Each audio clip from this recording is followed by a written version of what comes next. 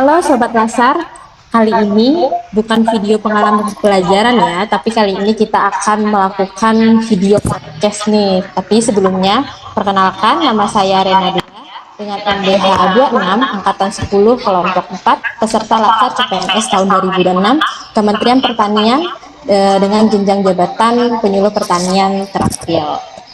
Nah, hari ini kita bakal membahas sesuatu yang berat tapi asik loh, yaitu bela negara.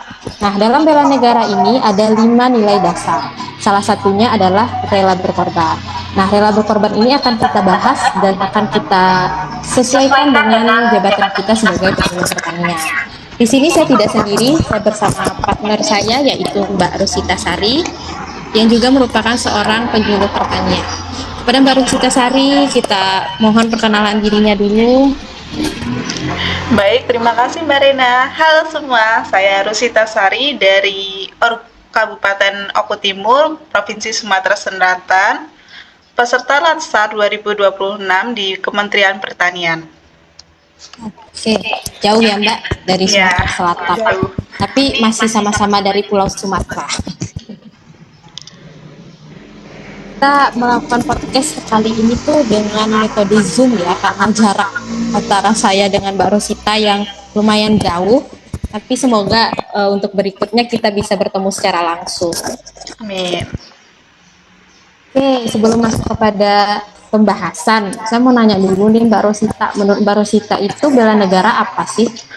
Menurut saya, bela negara itu adalah sikap dan tindakan setiap warga negara untuk menjaga, mempertahankan, dan mencintai negara dari berbagai ancaman, baik dari ancaman luar negeri maupun di dalam negeri sendiri. Oke, Mbak Rosita sepertinya sudah sangat paham ya dengan bela negara. Berikutnya kita masuk kepada indikator rela berkorban yang merupakan salah satu dari nilai dasar bela negara. Di dalam rela berkorban ini terdapat poin-poin, yaitu bersedia mengorbankan waktu, tenaga, dan pikiran untuk kemajuan bangsa.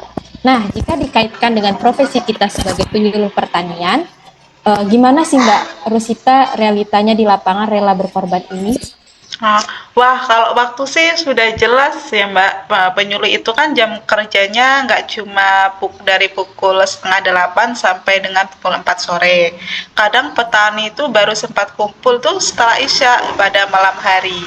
Jadi kita harus rela datang ke balai atau kelompok tani pada malam-malam menembus hujan dan demi memastikan petani itu dilayani dengan baik. Wah, betul banget Mbak. Sama, yang kita rasakan sama karena sama-sama penyuluh pertanian ya. Nah, pikiran kita itu seringkali dibawa pulang gitu. Mikirin gimana caranya hama di desa binaan itu tuntas. Itu termasuk pengorbanan pikiran ya Mbak Rosita? Jelas termasuk pengorbanan pikiran. Kita harus rela belajar hal baru, baik teknologi baru seperti smart farming, supaya kita punya sesuatu yang bermanfaat untuk dikorbankan bagi kemajuan petani di wilayah binaan kita dan petani-petani di Indonesia. Ada poin lain nih Mbak di dalam nilai rela berkorban, yaitu mendahulukan kepentingan bangsa di atas kepentingan pribadi.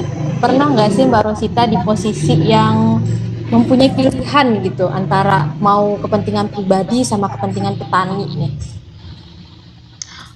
Pernah Mbak, sering banget, misalnya saat weekend atau saat libur itu digunakan untuk me time sama keluarga, tiba-tiba ada serangan hama mendadak atau kunjungan.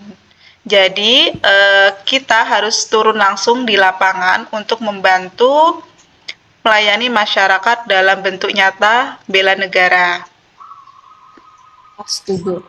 Dan satu lagi nih Mbak, dalam poin rela berkorban, siap membela bangsa dan negara dari berbagai macam ancaman. Nah, di pertanian ancamannya adalah krisis pangan. Jadi saat kita membantu petani meningkatkan hasil panen, kita sebenarnya sedang membentengi kedaulatan pangan Indonesia. Betul nggak Mbak Rosita? Betul banget Mbak. Jadi kita sebagai penyuluh itu harus mendampingi gimana supaya hasil panen dari petani itu produktivitasnya meningkat dan juga kualitasnya yang baik supaya di Indonesia itu tidak krisis pangan. Ya, betul sekali. Apalagi sekarang lagi masa peperangan ya, Mbak. Ada isu-isu krisis pangan. Nah, Ya. di sini kita sebagai penyuluh juga bertindak untuk dapat mendampingi petani, dapat menjaga pangan kita di Indonesia.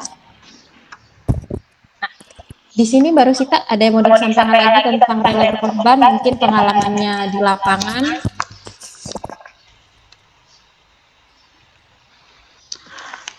Kemarin Mbak pengalaman di lapangan rela berkorban itu kayak pernah suatu kejadian itu waktu kelompok tani atau petani itu membutuhkan kita. Jadi waktu itu pukul 9 malam saya jadi harus turun langsung ke lapangan untuk membina kelompok tani. Malam sekali ya Mbak, jam 9 malam. Ya. Nah, disitulah kita melihat pengorbanan seorang penyuluh pertanian ya Mbak ya. Dari poin-poin bela berkorban tadi nih Mbak, kita masuk lagi nih kepada maknanya bela negara itu sendiri. Banyak yang bilang kalau bela negara itu tugasnya TNI atau Polri. Nah, menurut pandangan Mbak Rosita sebagai ASN muda, bela negara itu sebenarnya apa sih? Nah, ini menurut saya prestasi yang perlu kita luruskan di era sekarang. Bela negara itu maknanya luas banget bagi kita ASN. Bela negara adalah pengabdian profesi.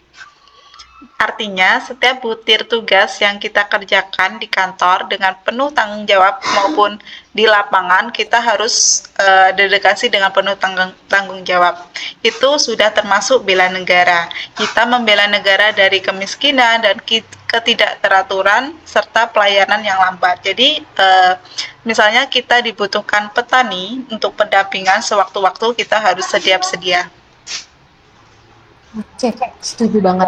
Jadi bukan soal pegang senjata aja ya Mbak ya, tapi pegang amanah. Nah, dari 5 nilai dasar bela negara, mana menurut Mbak Rosita yang menantang untuk diterapkan di lingkungan kerja? Menurut saya yang menantang itu poin rela berkorban, Mbak Rina. Karena terkadang kita itu harus mengorbankan ego pribadi atau waktu luang demi kepentingan petani atau kepentingan publik yang lebih besar. Misalnya, sore hari petani itu butuh pendampingan dalam pengendalian hama atau penyakit, kita harus langsung terjun langsung ke lapangan. Oke. Bicara soal tantangan nih Mbak, sekarang kan zamannya sudah serba digital ya Mbak ya, ada nggak sih hubungannya bela negara sama perilaku kita di media sosial sebagai seorang ASN? Wah, tentunya ada Mbak Rena. Itu termasuk ke nilai sadar berbangsa dan bernegara. ASN itu role model. Kalau kita ikut-ikutan sebar hoaks atau malah bikin postingan yang memecah belahkan, itu artinya kita gagal bela negara. Sebaiknya menyebar informasinya itu harus yang berpositif tentang kebijakan pemerintah. Itu adalah aksi bela negara di ruang digital. Jadi kita tuh harus bisa memilih yang mau disebarkan atau disebar informasikan ke media sosial. Oke. Betul. Lalu buat teman-teman Laksar yang lain nih, ada tips nggak gimana caranya biar semangat bela negara, nggak cuman pas pelatihan aja, tapi juga jadi kebiasaan? Baik Mbak Rena, ada nih kita itu tipsnya itu mulai dari hal-hal yang kecil dulu, jangan mulai dari hal-hal yang besar. Mulai dari datang tepat waktu saat bekerja, berpakaian yang rapi sesuai aturan, sampai jaga kesehatan biar kita bisa bekerja secara maksimal. Ingat, kesehatan itu masuk ke kemampuan awal bela negara. Kalau kita sakit-sakitan, gimana mau melayani masyarakat atau petani dengan maksimal? Iya kan, Mbak Rena? Ya, betul sekali. Luar biasa ya Mbak ya, isinya daging semua nih pembahasan kita. Terakhir nih Mbak, apa pesan atau harapan Mbak Rosita sebagai ASN muda di Indonesia dalam konteks bela negara ini? Harapan saya, mari kita jadikan nilai bela negara ini sebagai napas kerja kita. jangan cuma jadi jargon. Mari kita tunjukkan kalau ASN Angkatan 2026 adalah angkatan yang terintegritas, melek teknologi, dan punya cinta yang besar buat Indonesia lewat pelayanan publik yang unggul. Terima kasih ya Mbak Rosita, mantap sekali. Terima kasih atas waktunya. Jadi kesimpulannya, sahabat bangsa bela negara adalah tentang memberikan yang terbaik di posisi manapun kita berada, mau di sebagai penyuluh pertanian atau pekerjaan lainnya. Saya Rena Dea dan narasumber Mbak Rosita Sari pamit undur diri. Terima kasih kepada teman-teman semuanya.